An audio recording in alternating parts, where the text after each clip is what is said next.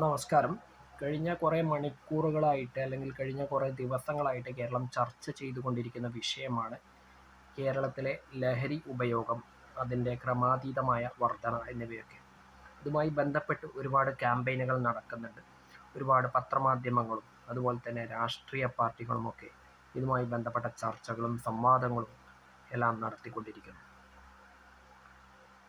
നമ്മുടെ കേരളം സത്യം പറഞ്ഞാൽ കഴിഞ്ഞ കുറച്ചു കാലങ്ങളായിട്ട് ലഹരി മാഫിയയ്ക്ക് മുന്നിൽ കീഴടങ്ങിയ മട്ടാണ്, അല്ലെങ്കിൽ അവരുടെ വലയത്തിൽ പെട്ടിരിക്കുകയാണ് എന്നുള്ളത് ഒരു വസ്തുത തന്നെയാണ്.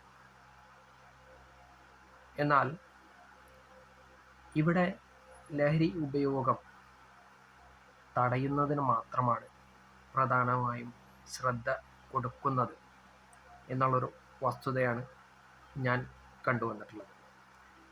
അതിന് കാരണം ഈ ലഹരി ഉപയോഗിച്ച് കൊണ്ടിരിക്കുന്ന ആളുകൾ അവർ നടത്തുന്ന അക്രമങ്ങൾ മൂലം പിടിക്കപ്പെടുന്നു എന്നുള്ളത് കൊണ്ടാണ്.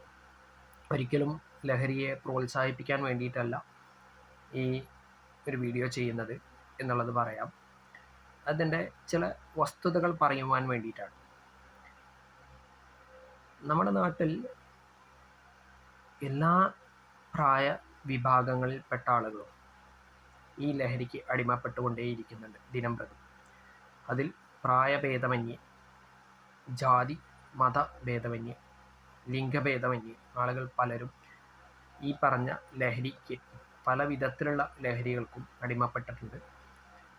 അതിൽ നിന്ന് മോചനം നേടാൻ കഴിയാത്ത അവസ്ഥയും പലർക്കുമുണ്ട്.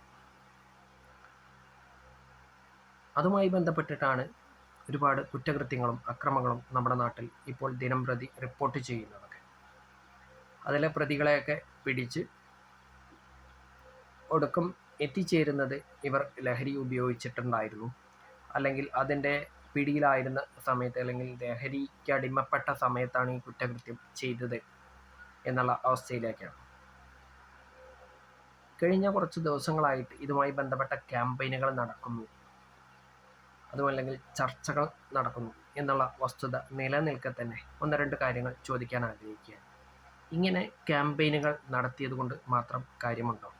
ചർച്ചകൾ നടത്തിയത് കൊണ്ട് കാര്യമുണ്ടോ? ഒരു പൊതുതത്വം ഞാൻ പറഞ്ഞുതരാം. നിങ്ങൾക്ക് എല്ലാവർക്കും അറിയാവുന്നതാണ്. ഉൽപാദനമുണ്ടെങ്കിൽ വിതരണമുണ്ട്, വിതരണമുണ്ടെങ്കിൽ ഉപഭോഗമുണ്ട് എന്നുള്ളത് നമുക്കെല്ലാവർക്കും അറിയാവുന്ന കാര്യമാണ്.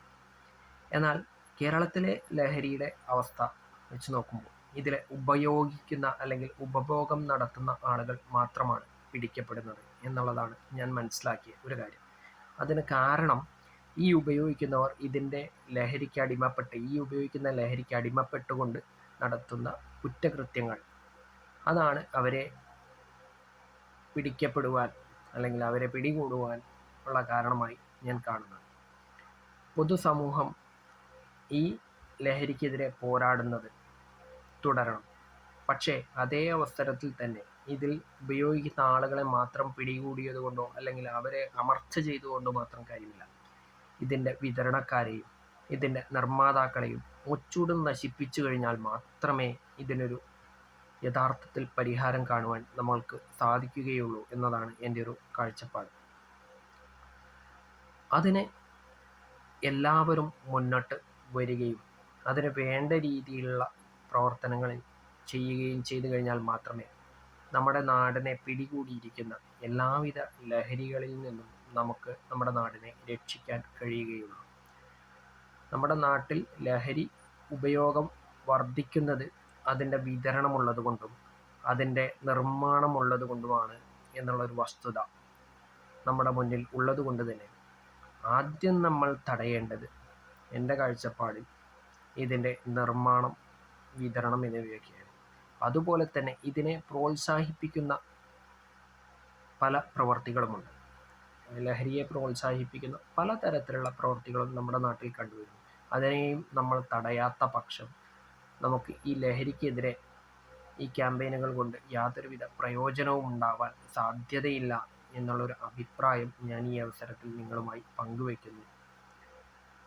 എല്ലാവരും ഈ ലഹരിക്കെതിരെ ഉള്ള പോരാട്ടത്തിൽ ഒന്നിച്ചു ചേരണമെന്നും പരമാവധി എത്രയും പെട്ടെന്ന് തന്നെ നമ്മുടെ നാട്ടിൽ നിന്നും ലഹരിയെ തുടച്ചു നീക്കണമെന്നും ഒരു അഭിപ്രായം കൂടി ഞാൻ ഈ അവസരത്തിൽ നിങ്ങളുമായി പങ്കുവയ്ക്കുന്നു.